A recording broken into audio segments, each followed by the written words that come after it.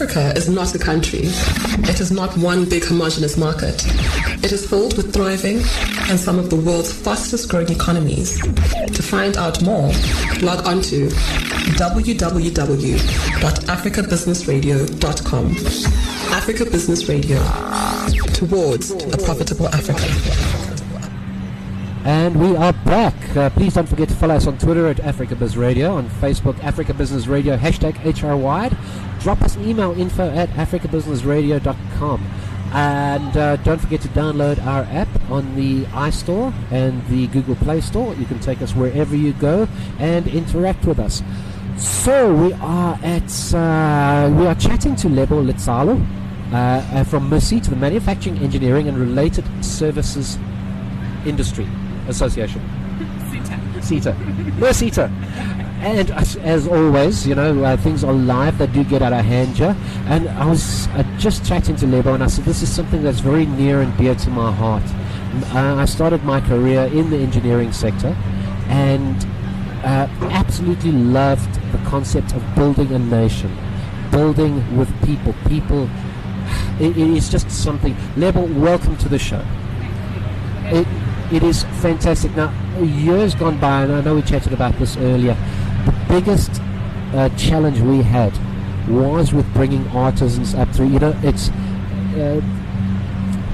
welders and boiler makers and machine operators. It's not a sexy industry.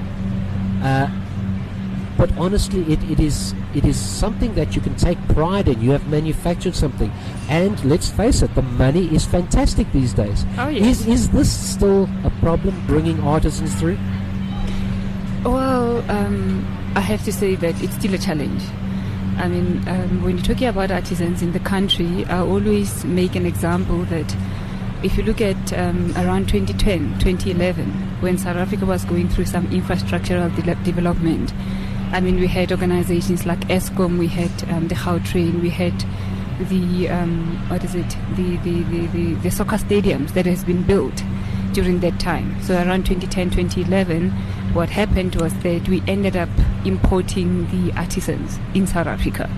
So I always ask the questions that with all the initiatives that we are driving in the country from all the sectors, I know that our focus is around artisans, looking at welders and so forth. If we were to be hit right now by another investment boom, there's a lot of capital procurement that needs to happen. Will we have necessarily all the artisans that are needed to be able to do the work? Absolutely, and I think with infrastructure development and infrastructure investment, people look at things like, do we have the capacity? Do we have the capabilities? Exactly. And that could possibly be something that is restraining the capital investment? Yes, I mean, if you think around it, I mean, the issue of capacity still remains to be a challenge, hence the focus of the SETAs in ensuring that we build the skills and the capacity that is necessary to take our country forward. Right now, the issue of the artisans and the welders, like you said, is not really such a sexy environment of which people should be focusing on. However, if you look at what we are driving today, and one of the reasons that we're having these discussions and the skills challenge today at Gallagher, it's really looking at the future landscape and how Industry 4.0 has had a bigger impact in terms of how we manufacture and look at engineering skills. So already, if you start looking at it, technology has now changed how the blue-collar work. And when I say blue-collar, it was linked to exactly your comment around the sexiness of the industry.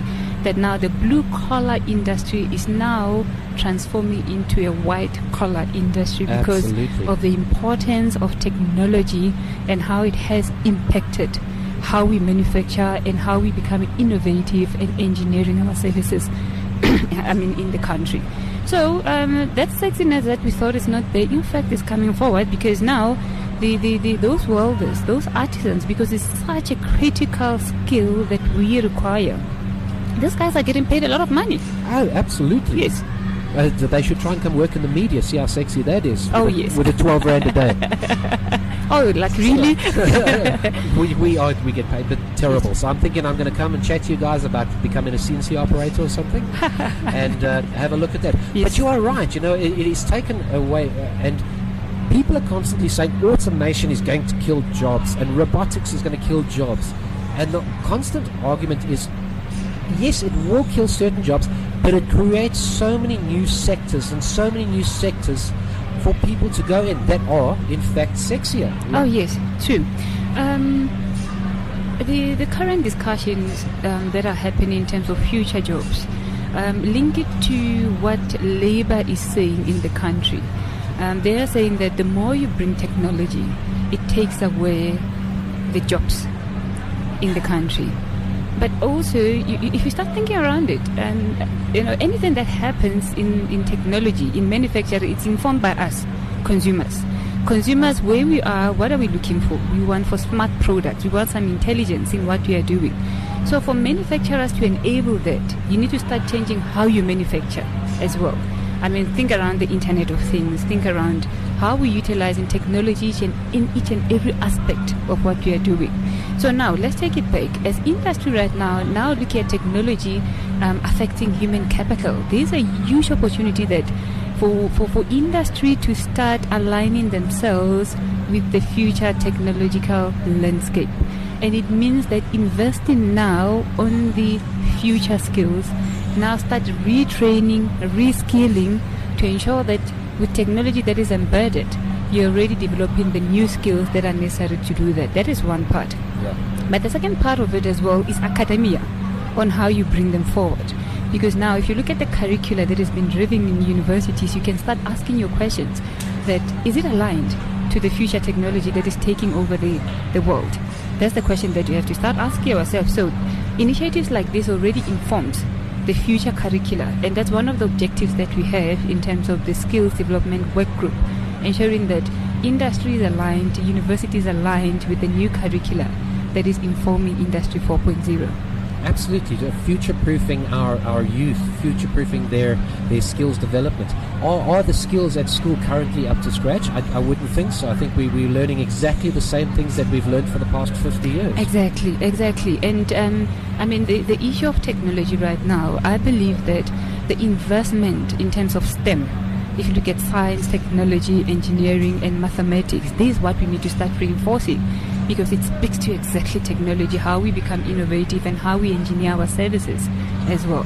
Yeah, you know what STEMs are, and it's global. STEMs are at the forefront, and I know governments and everybody call it a challenge in South Africa. It's not. It's a problem. It's a problem. Exactly. It's a problem. Let's not sugarcoat this. Yes. How are we going to go about fixing this problem? You know, the first way to I think it's an old adage. It says that the only way to fix a problem is by identifying and realizing there is a problem. We have a problem. How are we going to go about doing this? Listen, maybe let's go back. If the one thing that I've firmly believed for a while is that each and every country, and let's speak about South Africa as a whole, we need private, public, academia collaboration. That's what we need. That there is synergies across. I mean, government has got beautiful policies. They've got beautiful aims in terms of what we want to achieve in terms of the National Skills Development Plan. And embedded to that is an issue of entrepreneurship, is an issue of upskilling the country, is an issue of upskilling lecturers as well, to understand the industry, to understand what they are teaching as well. That is one part. But embedded to that as well is technology that is now driving all these initiatives in the country. So how are we going to solve this? There's industry as well that is already practical, and a whole lot of work is happening in the industry. So you cannot have a strategy of a company and a strategy of the country not being aligned. It just doesn't work. So how are we going to resolve this is really getting all these three spheres of academia and industry as well, who are the experts on the practical implementation of that, to be part of this whole process. And really saying that from the skills development process and specifically what the government, the Department of Education is driving currently, that the three-way relationship in terms of their strategy are informed and they can be implemented. Because the truth is, you can always come up with these beautiful policies. If industry doesn't want to really support that Yeah. we are not going to achieve anything. And remember now, if I go back, look at how industry works on a yearly basis. And I want to show you, to explain to you the process.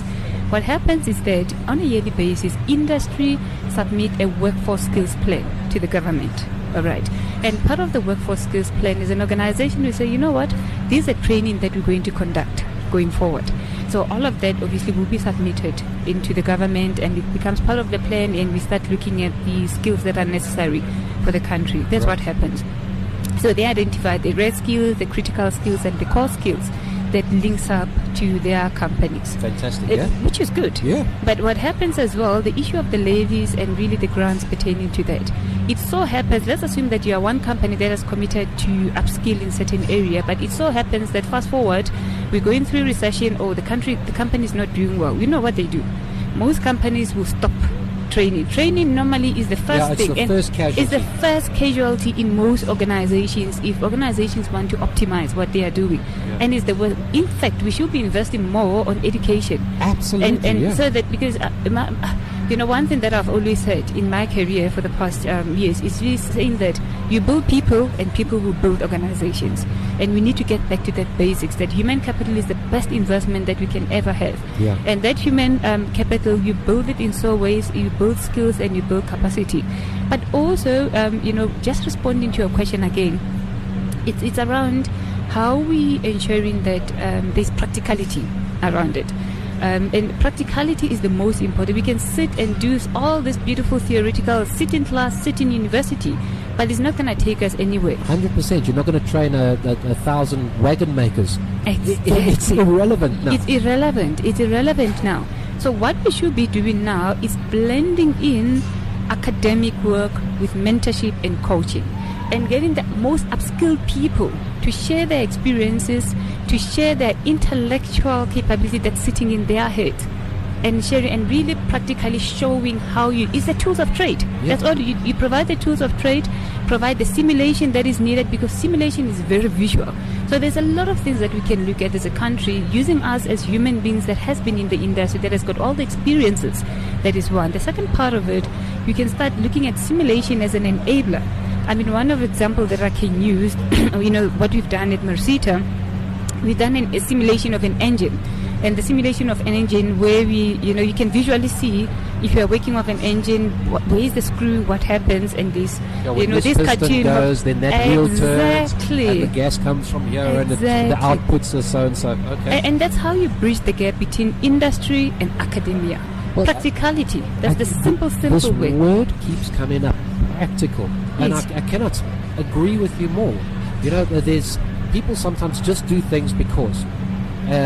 We do it because Just it's a because nice it has to be just done. Because. Exactly. And they forget about the practicality that lies behind why are we doing this. Exactly. Well, we need to upskill.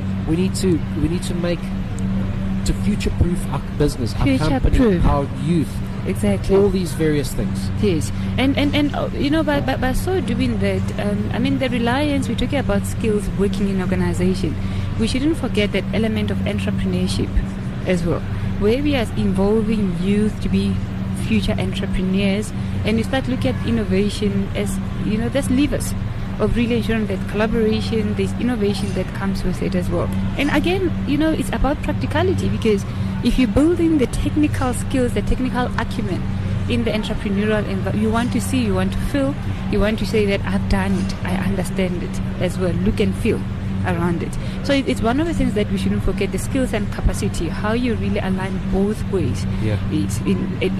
By doing so, we'll be able to achieve the best education sector in the country. Fantastic. It's once again, we're going to practicality. Now, from my perspective, I want to share with you, for about 10 years, Yeah. I've been chatting to big business and federations and associations, and they all moan about the CETAs and dealing with the CETAs, etc., etc. I'm happy to announce the last few years, there's been a complete switch from a negative connotation, a negative perspective, a negative perception, and the CETAs are starting to work now. Is this something? I don't know what made the change. We chatted to the guys from KZN University, and from Nelson Mandela University. And they go, the SETAs are fantastic. They are the backbone and the bedrock of what we're doing. You know, finally having the SETAs there being practical, exactly, being a support structure, being a support base, I think has gone a massive way to accelerating this process. Yes. I mean, let me use MERSETA as an example. And all the other SETAs, there's a lot of research that happens within the SETAs. And some of the research is in fact conducted by universities and implemented by the SETAs. So it means that you start making informed decision. It's not like a decision that you make in terms of what a strategy will be and how we're going to look like in the country. So we're involving in universities to be part of this whole process. That is number one. But the second thing is, the negative connotation that came about with the SETAs. I believe that some of the SETAs have been doing brilliant work. However, they never advertised themselves and sold themselves and created the visuality of what they are doing.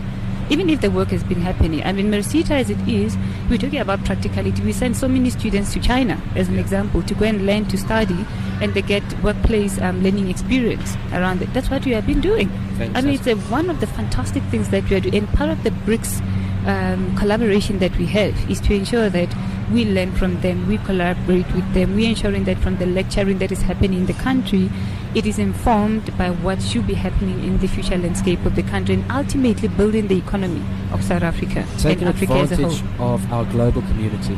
Yes. Anyway, we have to wrap up. Thank you so much. The time just flew by. I can't believe it. Where can people get some more information?